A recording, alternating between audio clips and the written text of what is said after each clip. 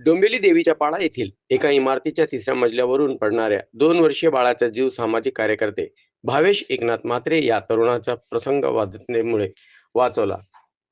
भावेशने स्वतःच्या जीवाची पर्वा न करता वेळीच धडास दाखवून धाव घेतली व बाळाचा झेल घेतल्यामुळे बाळावर आलेले संकट टाळले. या कामगिरीसाठी भावेशचं करावे तेवढं कौतुक कमीच आहे. माजी सभापती दीपेश म्हात्रे यांनी भावेशची त्याच्या कार्यालयात जाऊन भेट घेतली व शिवसेना उद्धव बाळासाहेब ठाकरे डोंबिवली शहराच्या वतीने शाल व पुष्पगुच्छ देऊन सत्कार केले.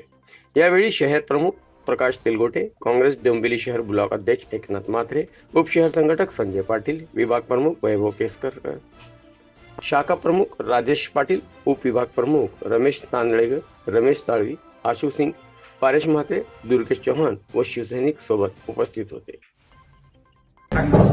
आमच्या डोंबिवलीचे काँग्रेसचे ज्येष्ठ पदाधिकारी एकनाथ म्हात्रे साहेब यांचा मुलगा भावेश म्हात्रे यांनी एका 2 वर्षाच्या चिमुरड्याचा जीव वाचवलेला आहे.